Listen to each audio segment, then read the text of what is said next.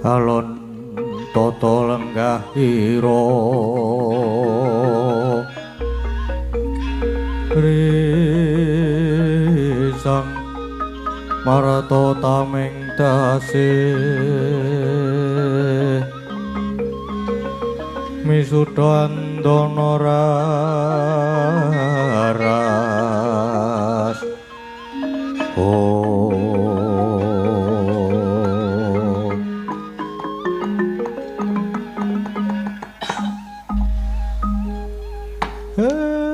blegagak ugag sadulita mel Sinun niki kok sinuwun Ndarawati janur Gunung Rawuh sudung kula. Iya Kakang, sejatine iki mau Kresna sedya prapta ing Ngamarta nanging tinemune suwung kabar sing dak tampa kadangku para Pandhawa kalenggan iki padha munggah ing kayangan. Mula aku malah banjur prapta ning Karang Kadempel iki Kakang. Nggih leres. Niku pancen leres pancen saniki ndara kula Pandhawa sami minggah ten kayangan. Margi niki sami gadah gegayuhan. Gadahi gegayuhan anggenipun badhe nyuwargake keng ramane nggih swarga. Sinuwun Prabu Pandhu lan Dewi Madrim. Niku sinuwun. Ya Kakang, nanging gumunku sing wis-wis Pandhawa iku mesti ora nate nilar tetarosan kelawan Kresna, nanging ki kok ora. Lah, mbok menawi babakan iki Pandhawa badhe nggayuh piyambak, mboten kepengin sumendhe dhateng sinten-sinten. Nanging langkung prayogi menawi sinuwun Ndarawati nggih paring pambiyantu dhateng para Pandhawa. Sampun ngantos negaken para Pandhawa. Iya Kakang. Mesti wae aku ora bakal negake banjur prayogane kudu kepiye iki Kakang Semar. Angler panengkang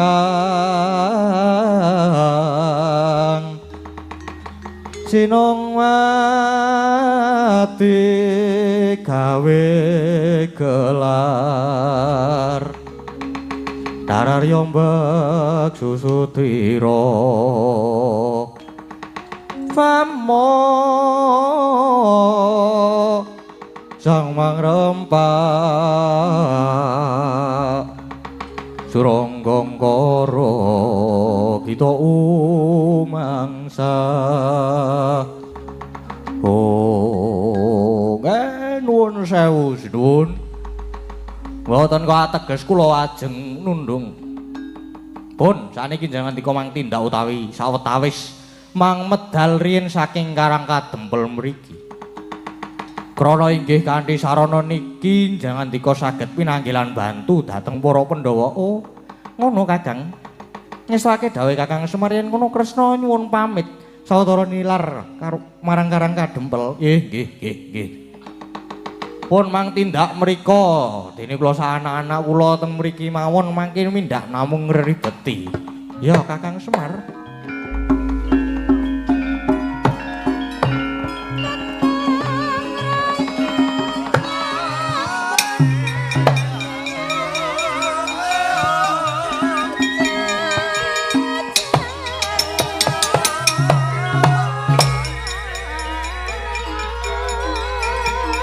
Tole ana wae.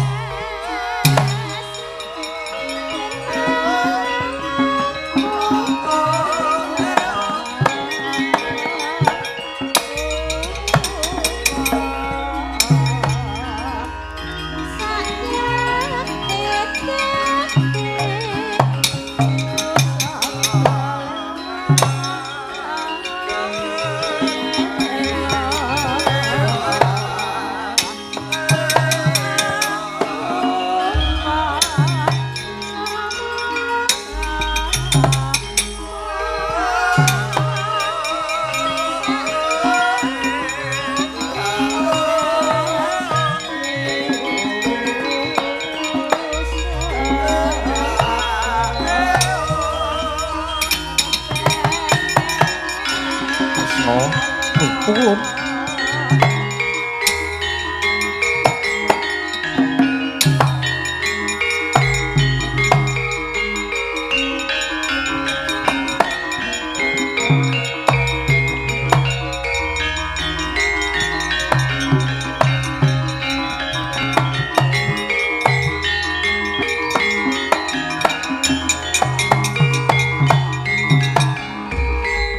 Kulun rawuh paduka ingkang wayah ngaturaken sungkem pangabekti kunjuk wonten Nela Paduka Hyang Adi Pukulun Narayana wis ulun tampa ndadekke bombong tias ulun lajeng cumadung dawuh wonten wigatos ing karsa ingkang kados pundi Pukulun dene kepareng ngarca padha merpeki dhateng kula Nggih Kresna pancen ulun merpeki marang jeneng kita ya merga kayangan iki ana dawuh saka pengamu ing buta gedhe dewa-dewa ing kayangan mbuya ana sing iso ngendhake kita munggah ning kayangan padhangna lelakon iki ya Nger oh inggih yen mekaten kula aturi suminggah ya Kresna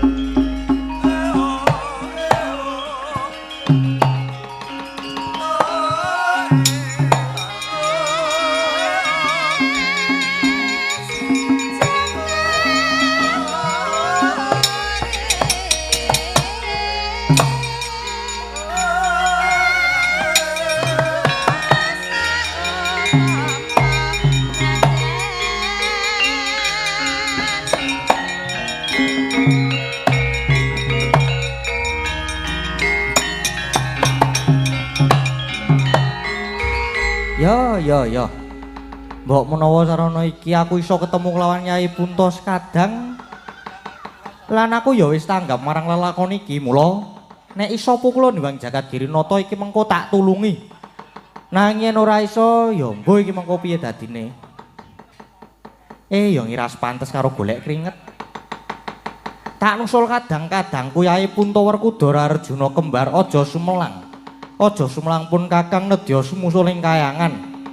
Nanging gandeng ing kayangan ana buta gedhe, aku ya tak ngembari.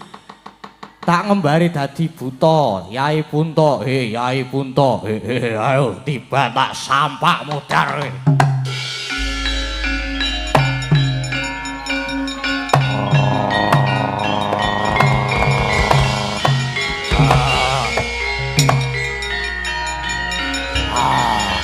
Wah.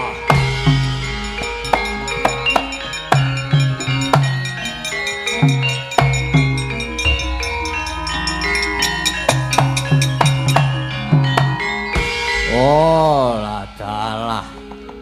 Aku nek wis gelem gedhe kaya ngene iki. Oh. Gedhe yo gedhe tenan. Yo.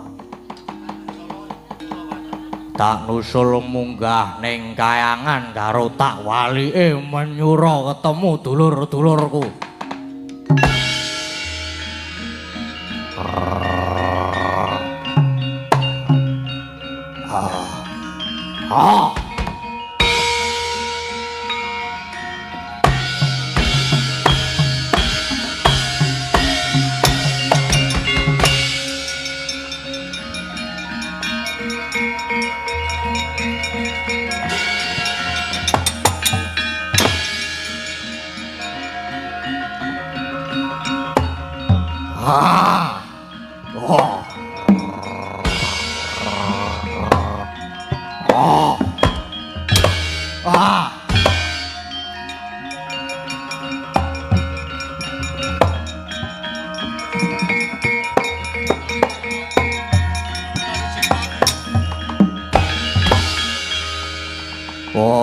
Dalah dewa-dewa wis padha kalah kabeh.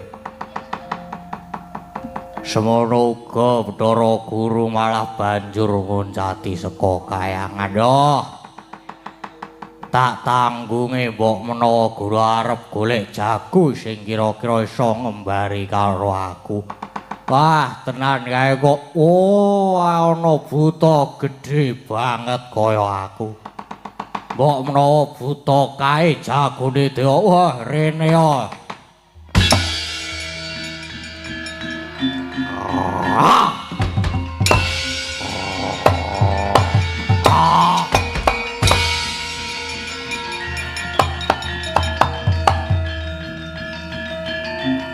Waduh.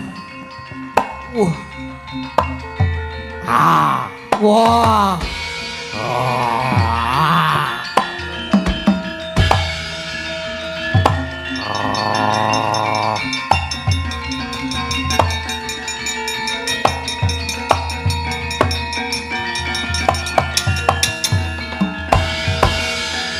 Lingsara saring malendreng maloyong sari do pangeran Siti Layung ya silayung semangging gunung ya la Siti ya silayung semanggi gunung wah iki kok ana buta gedene padha karo aku sapa kowe dadak takon barang pangling po karo aku genah bolos 1000 ngene kok nek ngono kowe sing dadi srayane dewa ya aku srayane dewa aku sing bakal ngendhake marang kamu. Wah, padha-padha buta gedhe banget kaya ngene iki. Imbang-imbang ayo kegulung barang. Wah, ayo kegulung golek keringet. Wah. Wah! Woi!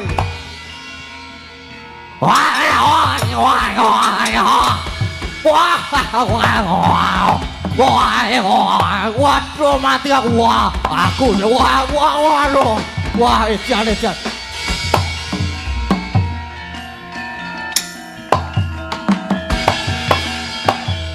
Rame banget pokoknya.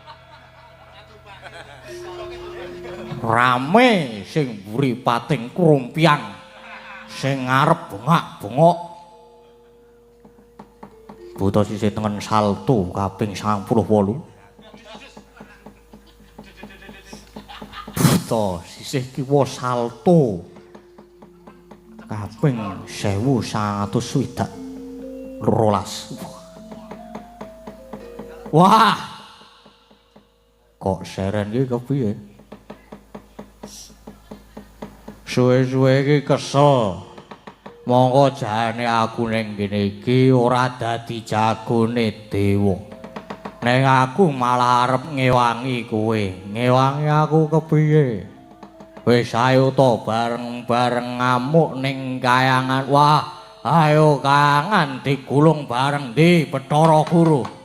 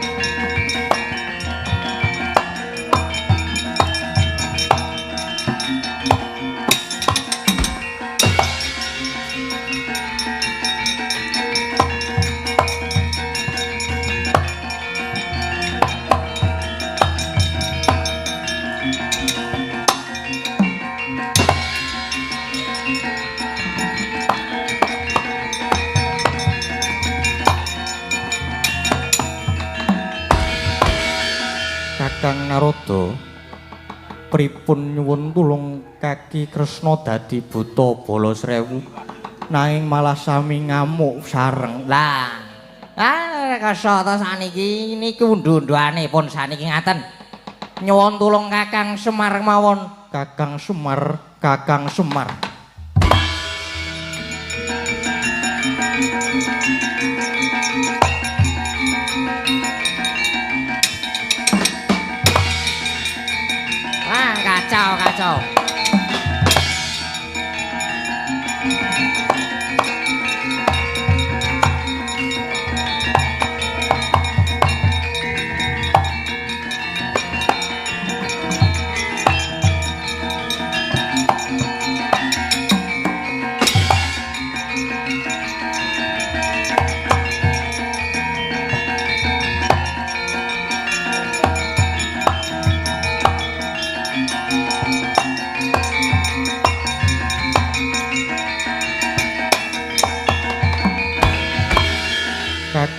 Semar.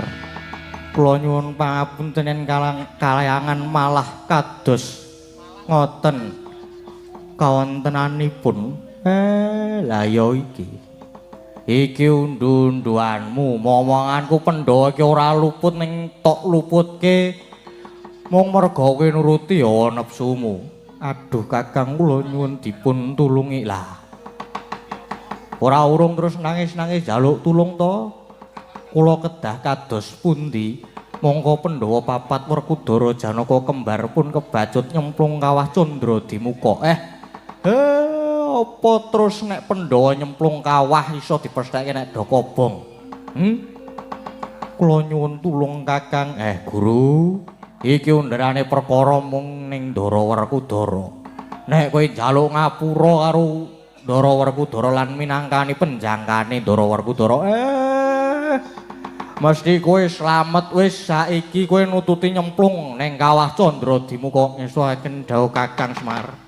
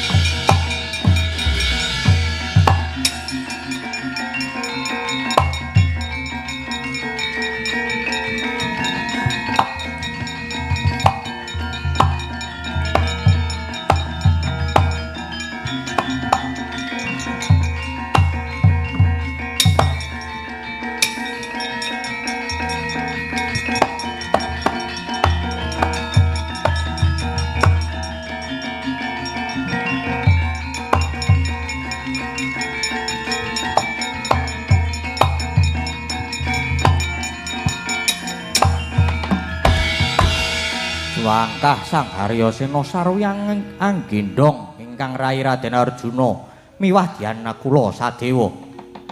Dupi wus prapta ing kawah Candra Dimuka labet saka gedhening tekad lan panjangkane sigra anyebur ing neraka Yomani parandene awet saka luhur bebudene linambaran ati suci gani ning neraka ingkang manghalat sumingkir tebih karaos asrep adem ayem.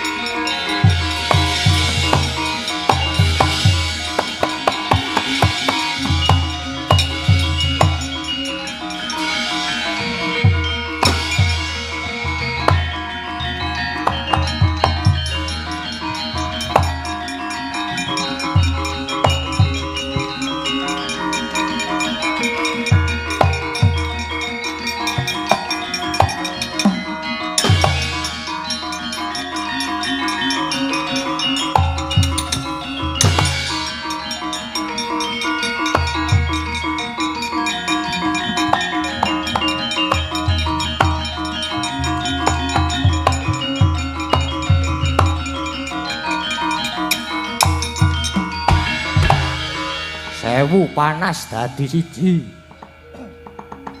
sewu lara ingkang sinandhang. Datanana nikmatmu pangat labet ing kono papane pasiksan kang datan Dek Pangapura nenggih duk rumuhun Alendra Ngastina Prabu Pandhu Dewanata miwah ingkang garwa putring Mandaraka Dewi Madrim. Kaya datanana siang lan dalu anane amung pasiksan lan pasambat kabrongot panasing geni Yomani sakecap Dewala datan kawijil sambating Prabu Pandhu miwah ingkang garwa. Apaning kono wis dada marang kalepatanipun kang nalika semana parikedan nuruti krentek ingkang garwaning ya Dewi Madrim pilalu lila legawa prapting lampu sinendal mayang kacemplungaken ing neraka Yomani. Bauta kocap labet sentosaning tekad nggenira angugemi dhateng jejere. Satemah Yomani saya adem dangu karo sasrep ingkang mumpal mubaling geni ingkang manghalat-halat sakala saya tebih saya nebih temah sirna bareng praptaning para Pandhawa papat.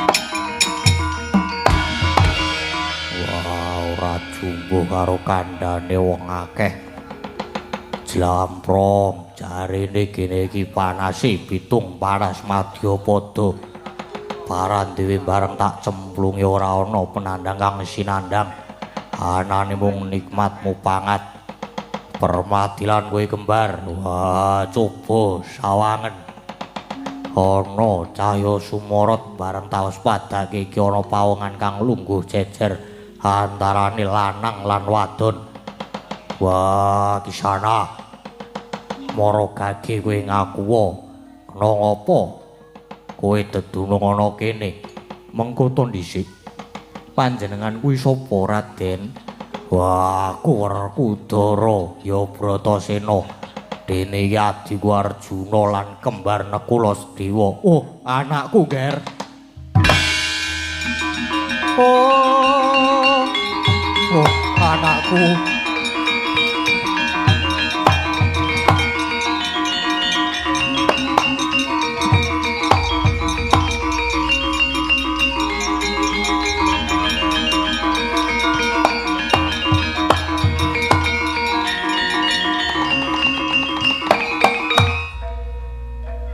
Anakku, Ger.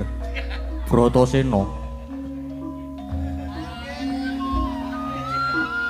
Permadilan sira pinten tangsen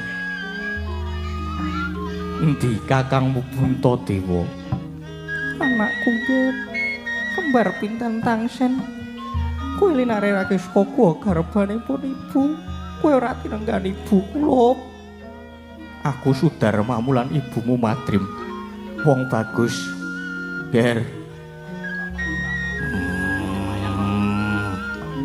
kena apa ngopo Pandu bapakku lan Babu Madrim papan ana kene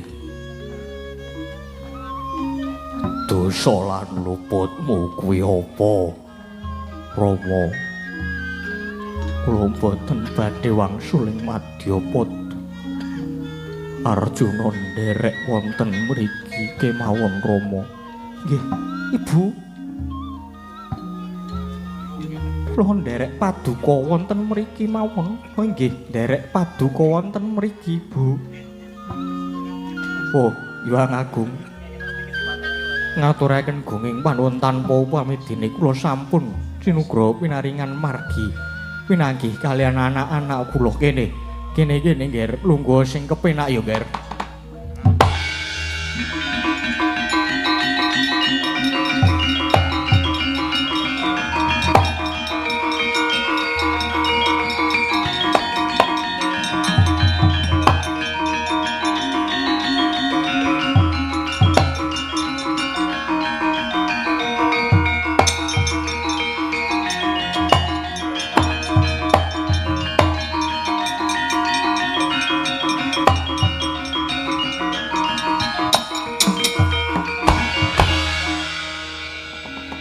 Syukur kunjuk paduka Duh Gusti. Wonten trontong-trontong pepajar dene kula sampun pinanggih kalian anak kula. Madrim aku mangayu bagya banget ya iki wae nggonku Gegol. Tak jangkung saka alam baka anak anungan indita bocah lanang-lanang kang mursid bisa mikul dhuwur mendem jero marang wong tuwa Werkudara. Wah, aku aja mbok tekoni werna-werna.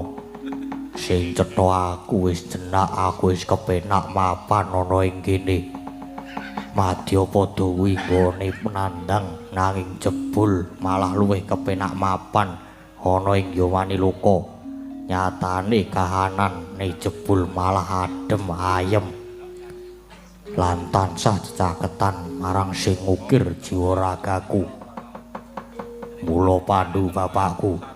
Wah, aku tetep nderek ana kene wae. Ya Ngger. Nanging kabeh mau kudu angon wanci wayahing mangsa kala ngerti ya Ngger. Anane pun bapa mapan ana kene ora krasa panas nanging malah krasa adem lan nikmat. Mupanget mbok menawa merga saka dayane anak-anakku kang padha gentur tapane utama lelabuhane. Ngger, mangkono mau ingkang ngrasake ya wong tuane ingkang gegulang marang kautamaning anak. Sena, lah si Puntadewa ana ngendi? Wah, nane aku kabeh ning kene iki ya sebab saka niate Werkudara. Merga jaman Pandhu bapakku sinendal mayang dening Bathara Yama Dipati mbiyen. Aku ngerti ento Pandhu bapakku bakal dicemplungke ning pasiksan. Wiwit saka kuwi aku ora tau bisa turu rina wengi sing tak pikir mung manunggaling Pandhawa bisa ketemu kelawan Pandhu bapakku lan Babu Madrim.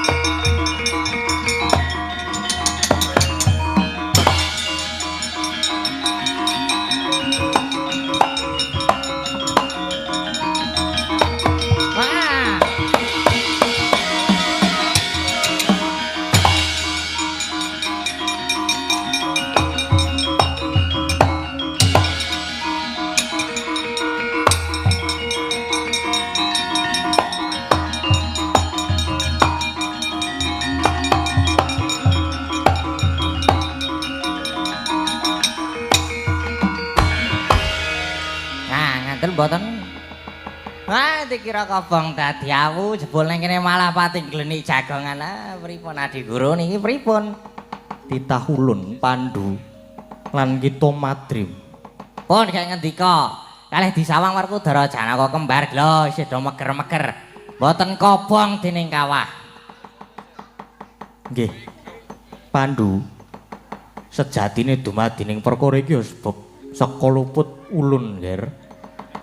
Kiraku anak-anakmu nyemplunging neraka ya mani bakal dadi awu nanging jebul malah ora njalari tinemu ing pati. Mula ulun nglenggana marang kaluputan ulun, Nger. Pandhu ulun minta aksama ya, Nger. Adi Guru. Jenengan niku pun delik lho. Kok malah ngendika ning kalih Pandhu. Wah, niku urusane kalih Werkudara. Mulane ngendika niku ya karo mirsane Werkudara.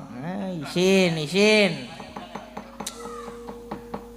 Niki si Adi Guru mboten nyuwun ngapura kalih Werkudara, kayangan malah saya remu mboten gendang rampung lakone. Inggih Kakang Werkudara. Bratasena.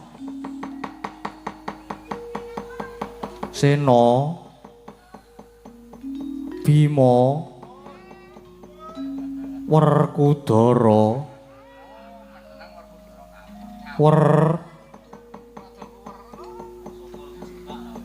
Werkudara Kakang Mas dipun timbali. Wah, sariawan aku kecipratan geni ora iso ngomongane. Wah, ora ana gunane aku guneman karo kaki guru, Nger. Ulun dada marang kaluputan ulun, sepira kaluputan ulun marang jeneng kita, ulun minta aksama. Wah, ya wis. Sing wis mbok ya wis, ora usah baleni meneh. Ya ulun trima, nanging Werkudara iki ana buta loro ngamuk gawe rusak ing kayangan. Ulun tulungana. Wah, ya. Aku sagu nulungi nanging ana syarate. Seranane apa Werkudara? Lan kita nyuwun apa, Nger? Bapa Pandulan Ibu Madrim entasno saka Yomani. Ya Nger, ulun udaneni wong atua kita bakal ulun entaske saka panasing Yomani loka. Wah, aku wegah nek wing dentaske trok. Nanging aku nyuwun Bapa Pandulan Madrim dipapanke diunggahke ana swarga Tunda Sanga.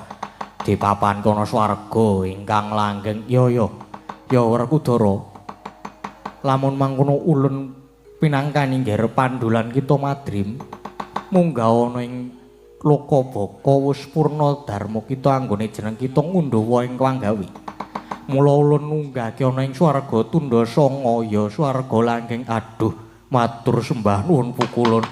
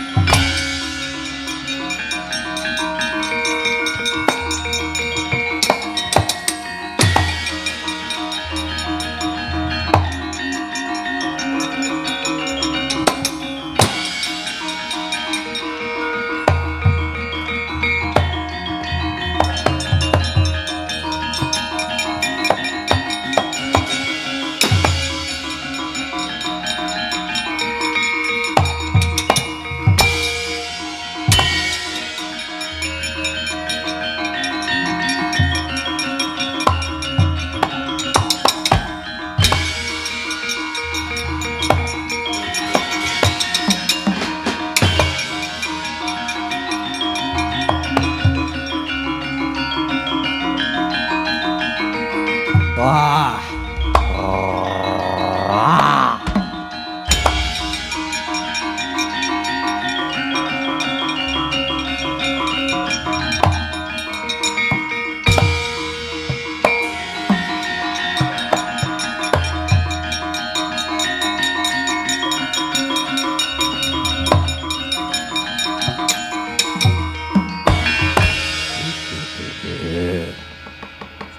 Satrio gagah gedhe dhuwur wani methuke aku.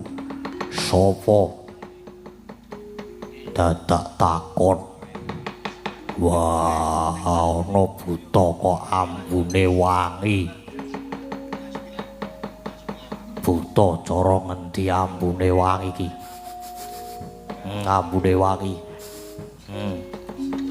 Genah nek kowe iki kakangku. Bunta mbarep kakangku.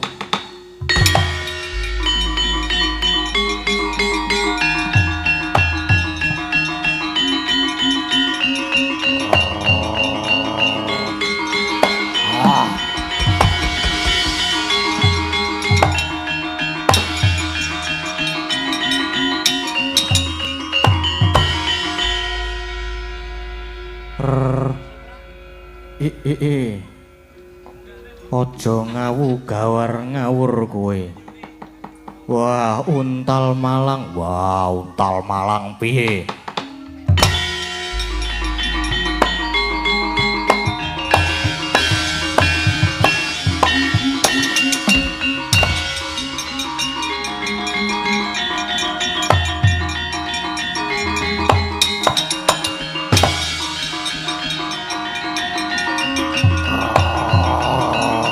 Wah.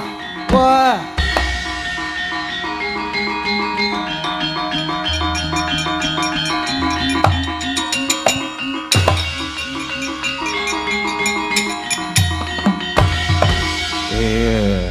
Ana satriya bagus methuke karo aku. Wah, apa kowe iki ora wedi? Aku wedi. Aku wedi Wirobuta gede banget, aku wedi. Wah, malah ngece, aku wedi. Koko Prabu. Wah. Ah.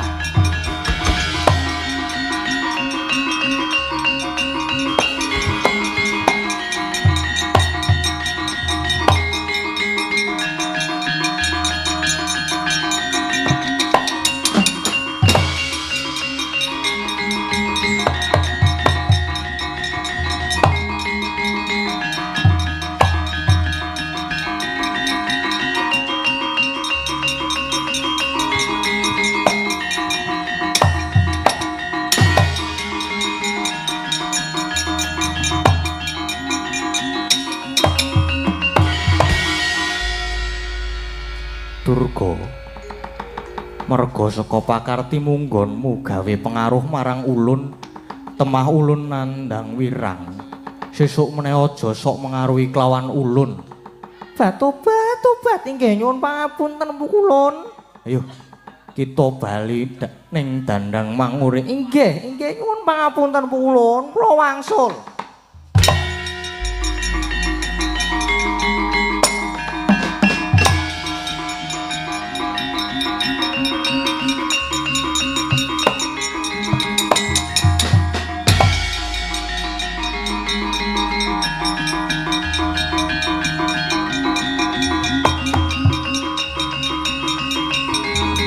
Wah.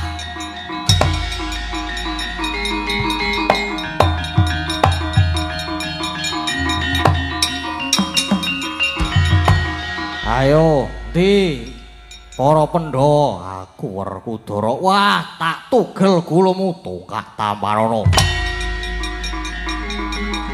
Waduh. Mati ya. Woi. Wah.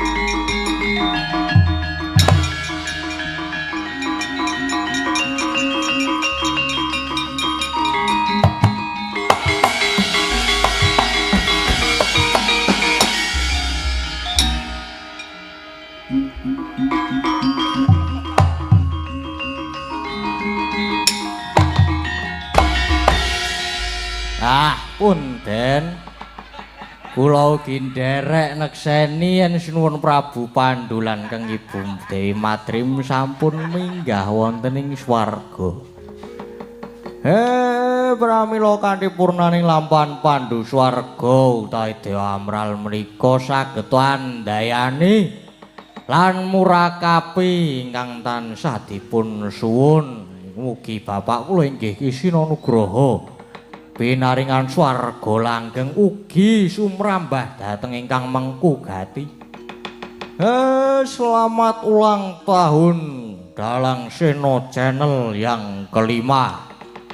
Mugi saya rumaket anggenipun sami mangun kekadangan daya dinayan saya moncer saya kuncara saya ngrembaka langgeng lestari Dalang Sena Channel rahayu rahayu rahayu Ndara